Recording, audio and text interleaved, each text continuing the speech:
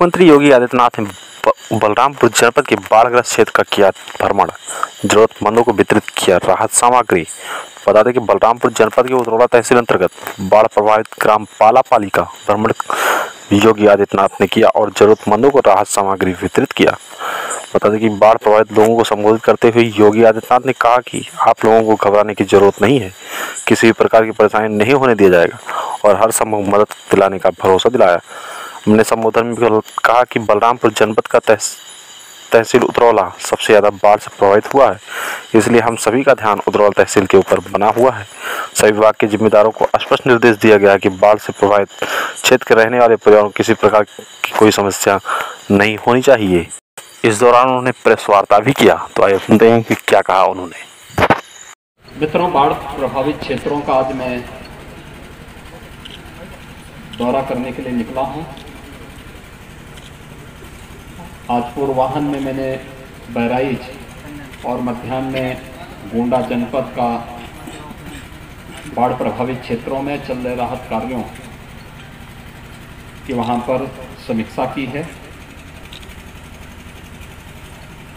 अभी इससे पूर्व मैंने बलरामपुर जनपद के बलरामपुर तहसील और उतरौला तहसील के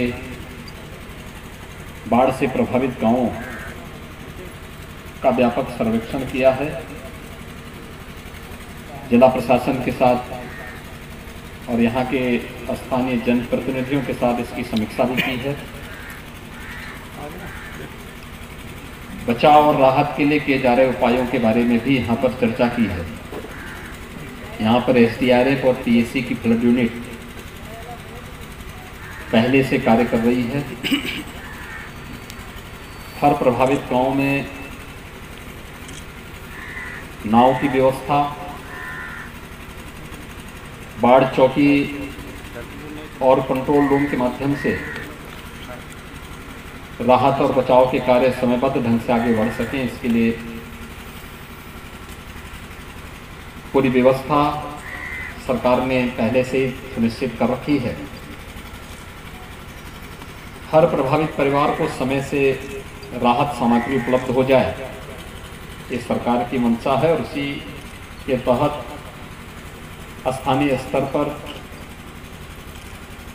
माननीय विधायक और अन्य जनप्रतिनिधियों के सहयोग से, उनके मार्गदर्शन में जिला प्रशासन पूरी प्रतिबद्धता के साथ इन कार्यक्रमों को आगे बढ़ा रहा है।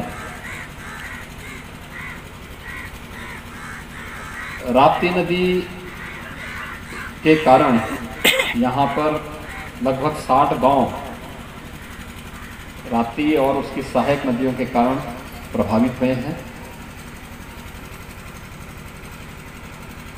जिनमें सर्वाधिक बलरामपुर और उतरौला तहसील के ग्राम राजस्व गांव हैं।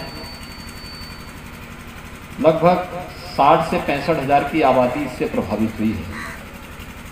युद्ध स्तर पर बचाव और राहत कार्यों को आगे बढ़ाने के यहाँ पर पहले से निर्देश जारी किए थे। रात में इसीलिए यहाँ पर सर्वे करने के लिए भी आया हूँ। पिछले कुछ दिनों से नेपाल के अंदर और पूर्वी उत्तर प्रदेश में भी भारी बारिश के कारण ये स्थिति पैदा हुई है। अगले कुछ दिनों में राहत मिलने की पूरी संभावना है, लेकिन बचाव और राहत कार्य युद्ध स्तर पर चले, सरकार का ये पहले से निर्देश है और उसके लिए पर्याप्त संसाधन हर एक जिला को उपलब्ध कराए गए हैं।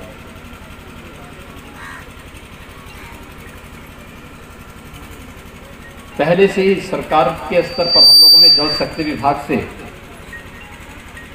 नदियों को ड्रेजिंग करके चैनलाइज करने के अच्छे परिणाम देखने को मिले हैं। इतनी बरसात में जहां पूरा बलरामपुर जनपद पहले जल प्लावित हो जाता था, आज एक बड़ी आबादी को बचाने में मदद मिली है। बहराइच और गोंडा में भी हमने इस प्रकार का परिणाम देखा है और आगे भी जिन जिन जनपदों में नदियों को ड्रेजिंग और चैनलाइज करके बाढ़ बचाव के उपाय किए गए हैं, उसके अच्छे परिणाम आए हैं। राहत और बचाव के सभी उपाय करने के साथ ही सरकार ने यह भी तय किया है कि बाढ़ और जल जमाव के कारण बहुत सारी विषाणु जनित और जल जनित बीमारियां भी इसके बाद पैदा हो सकती हैं। 5 सितंबर से हर एक जनपद के लिए नोडल अधिकारियों की तैनाती करते हुए जनप्रतिनिधियों की देखरेख में स्वच्छता, सैनिटाइजेशन और फॉगिंग, छिड़काव आदि के लिए एक व्यापक अभियान चल रहा है, जिसमें स्वास्थ्य विभाग, नगर विकास विभाग, ग्राम्य विकास और पंचायती विभाग, महिला और बाल विकास विभाग, शिक्षा विभाग, इन सबको इसके साथ जोड़ा गया है। अंतर विभागीय समन्वय के माध्यम से बाढ़ से बचाव और राहत कार्यों को तेज करने के साथ ही बाढ़ के उपरांत जल जमाव और उसके कारण होने वाली तमाम प्रकार की बीमारियों से बचाव के लिए भी व्यापक पैमाने पर कार्यक्रम चले, एक अभियान चले। एक सप्ताह का 5 सितंबर से 12 सितंबर तक यह अभियान हर जनपद में, हर प्रभावित क्षेत्रों में व्यापक स्तर पर चलेगा, जिससे किसी भी प्रकार की जनधन की हानि, बीमारी के कारण रोकी जा सके। बाढ़ के कारण या आपदा के कारण किसी भी व्यक्ति की दुखद मृत्यु पर 24 घंटे के अंदर प्रभावित परिवार को 4 लाख रुपए की सहायता, मकान के क्षतिग्रस्त होने पर 95,000 रुपये की आर्थिक सहायता, नदी की धारा में मकान, अगर किसी का आवासीय मकान बह जाता है तो उसे मुख्यमंत्री आवास योजना के अंतर्गत एक आवास स्वीकृत करने की कार्रवाई, किसी के पालतू जानवर अगर इसकी चपेट में आते हैं, बाढ़ और किसी आपदा की चपेट में आते हैं, उनके लिए भी SDRF के अंतर्गत अनुमन्य धनराशि है, तत्काल उन्हें उपलब्ध कराने के लिए पहले ही निर्देश दिए गए हैं। किसी किसान की आपदा के कारण मौत होने पर, दुखद मृत्यु पर किसान या किसान बटाईदार, इन सबको 5 लाख रुपए की आर्थिक सहायता देने के लिए सरकार ने प्रावधान किया है।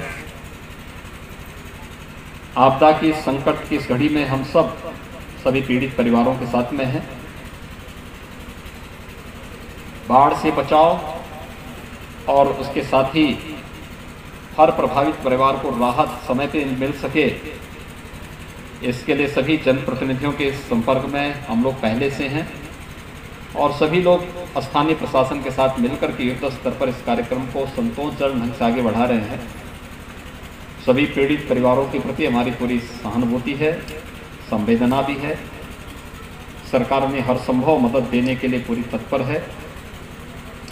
बलरामपुर जनपद में आबादी के साथ ही कृषि क्षेत्र भी प्रभावित हुआ है। धान और गन्ने की खेती बाढ़ से प्रभावित हुई है।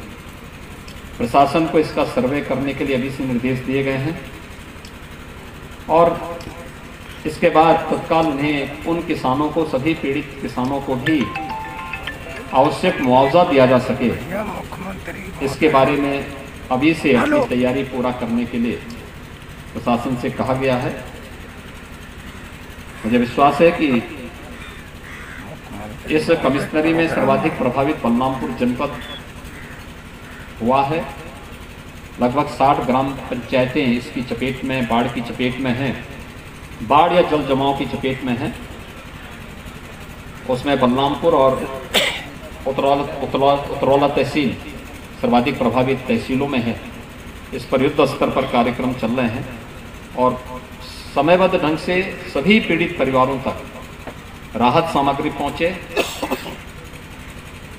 यही प्रशासन को पहले से निर्देश भी जारी किए गए हैं और पर्याप्त मात्रा में संसाधन और धनराशि इसके लिए उपलब्ध भी कराई गई है।